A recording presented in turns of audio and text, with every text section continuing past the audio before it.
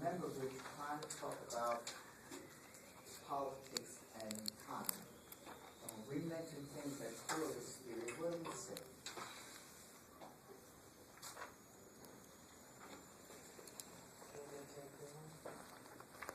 Well, no, that's a different.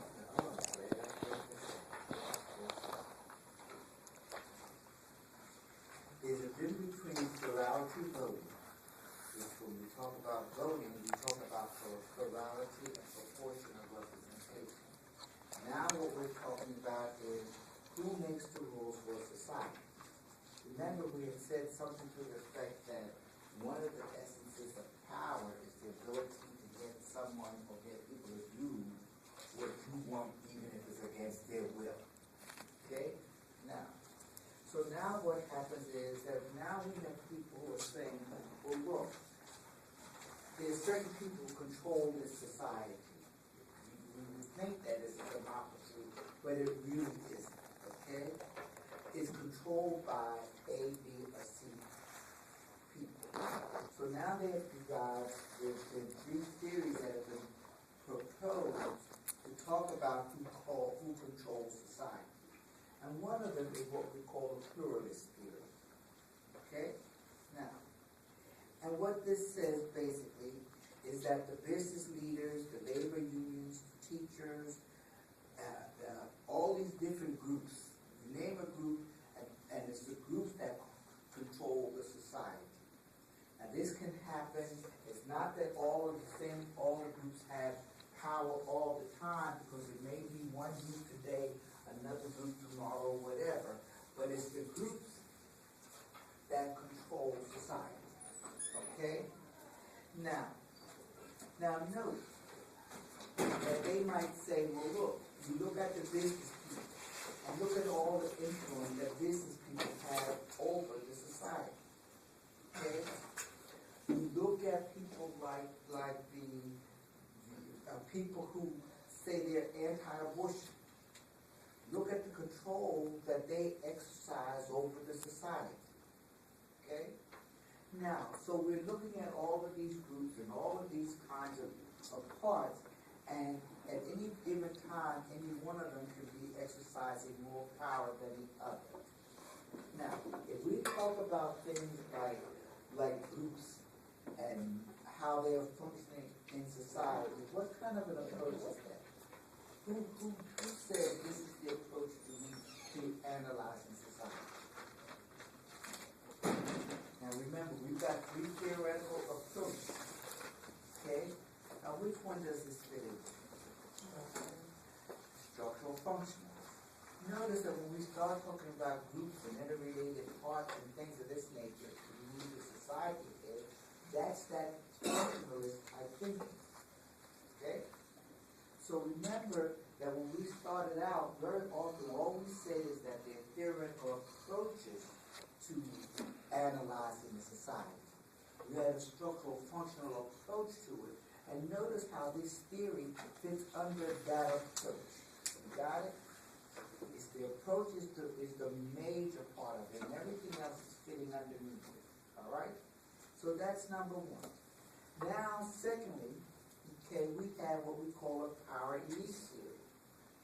Now this one suggests that political power is concentrated in the hands of a small, dominant group of business, government, and military leaders. Okay? Now, what does that say? That says that there's a handful of people. And what kind of approach does that fit into? What theoretical approach does that sound like? Conflict. It sounds very much like conflict. Okay? So that would fit under that theoretical approach. Okay? So it falls under conflict theory. Now this one was developed, this power elite theory was developed by C. Wright Mills. Okay? Now, we go one step further. And we say that there's such a thing as what we call a class domination theory. Okay? And the class domination theory suggests that, again, here the difference is that political power is concentrated in the hands of the rich, as domination says it's the classes that are dominating, okay? Not just this group of elite people, even though they might be synonymous, right? Now, that too is part of conflict theory. But notice that this one falls very much squarely in the thinking of Karl Marx that we talked about earlier. Okay? Now, what we have discovered too, okay, is that there's a difference in political participation. Okay? Now,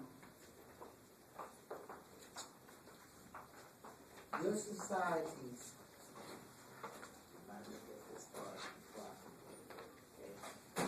please, before you guys disappear, remind me I have to ask you a question, okay?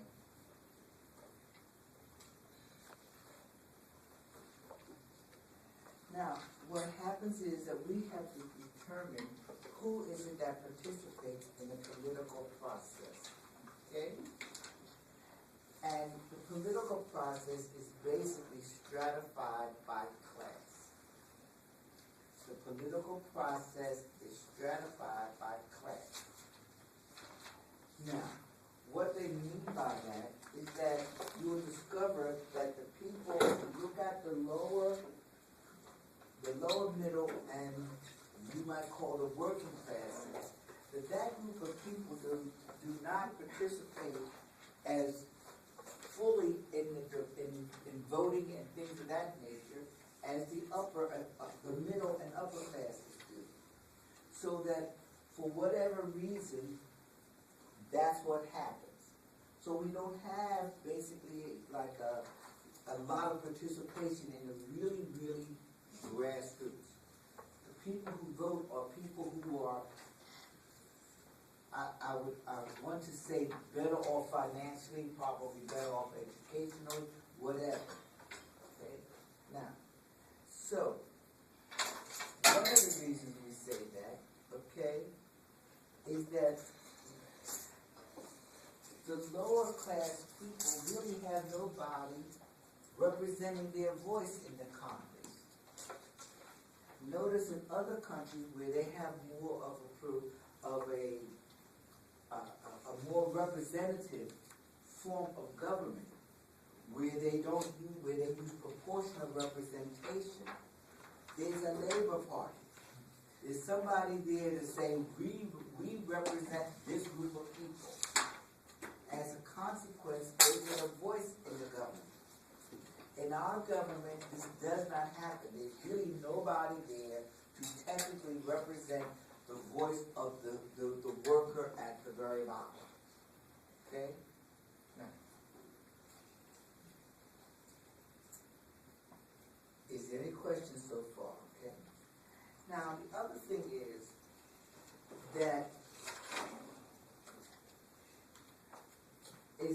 that our major parties, which party represents the working person and which party represents I'd say the business person? Anybody? It's a trick question. Okay? Because they both represent the wealthy. Okay? They both represent the wealthy. Okay? Now one of them has a better spin on representing the person at the bottom, but they both. Look where the money comes from. Okay? The money comes from the people with money. Okay? Some people with money but donate to both parties. They don't care, they play the odds. Okay? Now what happens is even when you look at the political contribution, when you look at who donates to Romney and who donates to Obama, you discover that in 90%, 95% of the people who donated to Obama and Romney gave $1,000 or more. Okay? They both get their money from corporations. They all get their money, some of them will get some of the money from labor, but the corporations both donate to everybody. And as a consequence, they get access to everybody. And as a consequence, when they want bills and things passed, they get them passed. The poor is basically underrepresented, okay? The advantage of your donating $10 to the Obama campaign, okay, is that you at least are becoming politically active. Okay? But as a rule of thumb, there's not a dime's worth of difference between who donates to A and B. Okay? Now notice that those things also allow you to lobby. See, your donations allow these corporations all to lobby, okay? And they all try to get people who are in government to come over to their side when they leave, because it's amazing how many governmental people, like your representatives and things, become lobbyists once they leave office.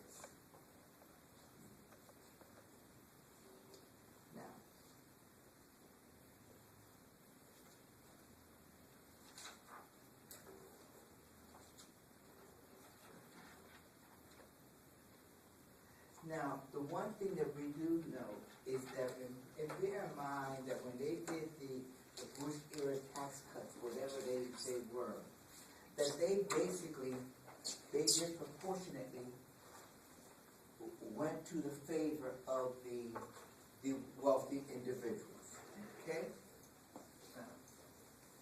And now, even though we know that we just had an election, we just talked about how, you know, when they do polls, at least 56% of the people say tax the wealthy more.